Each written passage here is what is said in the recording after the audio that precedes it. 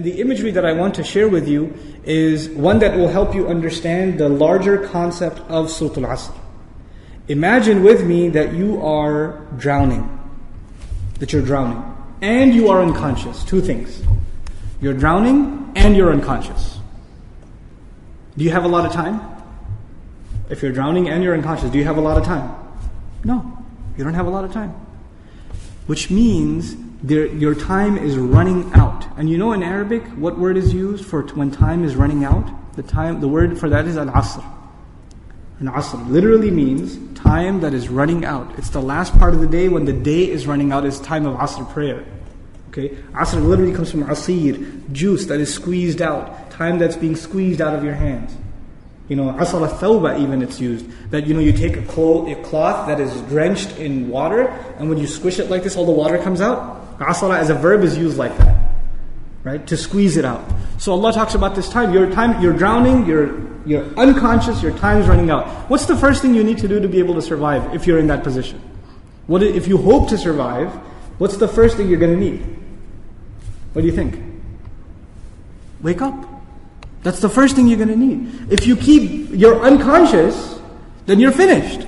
The very first condition has to be you have to wake up. And even if you were in the most wonderful dream, and in your dream you were enjoying the greatest success, you're driving a Ferrari down, they have these car commercials with the hills and the highways on the side, the water on the other side, right? You're in one of those cars, the top's been dropped off, and you're just cruising along the highway, enjoying life. That's your dream. But when you wake up, what do you realize? You're drowning. You're underwater. That's the first condition. You have to wake up. Once you do wake up, you say, oh man, this is a nasty reality and I was enjoying such a good dream. I should go back to sleep. If you do that, what kind of person would you be? Insane. You'd be insane. Or someone at least who has no courage to accept reality. Because they found reality to be very difficult, they decided they're going to put themselves back to sleep even though they woke up. Does this person, if he drowned, can he blame anybody else? The one who woke up and went back to sleep? You think? Someone who never woke up, maybe, right? But the one who woke up said, this is not good. And they went back to sleep. They have no one to blame but who? Themselves. They have no one to blame but themselves. Now, let's imagine that they did wake up. What do you have to do next? Oh, it's pretty bad, I'm drowning. Even if you don't know how to swim, will you not use every muscle in your body to make certain kinds of motions to go towards the surface? Wouldn't you do that? And you will make certain kinds of motions that make you go further down, and certain kinds of motions that will make you go up. And once you discover which ones help you go up, you will only do those, right? You will do those. In other words, the first thing was you have to wake up. The second was you have to swim. You have to do something to try to get to the surface. When you got to the surface, you gasped for air, and you got pulled back down. You got pulled back down. And you know who you got pulled back down? You won't believe this.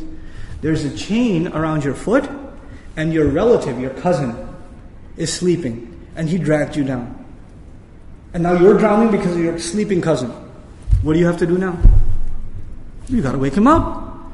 And you're not even waking him up because you want to save him. Who are you waking him up for? Maybe you want to save him. Maybe you don't even like your cousin. I don't know, right? But what's the point? The point is you're trying to wake him up because if you don't wake him up, who's also going to drown?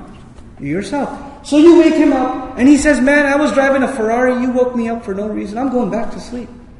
Forget you. Can you just say, okay, well, I didn't like you anyway, suit yourself? Can't do that. If he goes to sleep again, what are you going to do? No, man, wake up, let's go. You can't give up. You can't not accept reality. And you have to keep trying to wake him up until he finally says, okay, fine, what do we do? He says, you say to him, let's swim together. Both of you come up together. The third time, you both get pulled down by your grandmother, by your aunt, by your neighbor, by your son, by your daughter. Does the process continue? The process continue? There's a 4-part process to this people surviving. The first was they had to wake up themselves. Then they had to try to swim. Then they had to tell other people that they're tied to, this is the truth. Let's go. And even if they got tired and one of them said, man, I can't do this anymore. We've been doing this now over and over again. I don't know if I can do it anymore. And the other one says, no, We are all going to survive together. You have to do this. Come on, let's go, let's go, let's go. Keep going, keep going. You ever seen those kinds of movies where they're trying to escape from some army and one of them gets tired and says, I can't run anymore. And what do the others do? Come on, let's go. We can do this, we can do it. And they get him to run anyway, even though he thinks he can't run anymore. They work with each other because their survival depends on each other.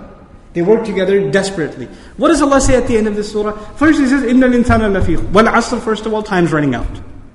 Then He says, إِنَّ الْإِنسَانَ لَفِي خُسْرٍ. I'll translate it, human beings are drowned in loss. You see the parallel? Human beings are drowned in loss.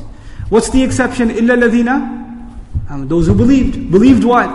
Allah didn't say, آمَنُوا بِاللَّهِ وَمَلَائِكَتِهِ وَكُتُبِهِ وَرُسُلِهِ وَالْيَوْمِ الْآخِرِ وَالْقَدْرِ خَيْرِهِ وَشَرِّهِ مِنَ اللَّهِ تَعَالَى وَالْبَعْثِ بَعْدَ. Nothing. He didn't mention anything. Even though all of those things are included. According to the siyaq of the surah, the context of the surah, what is the first thing these people have to believe?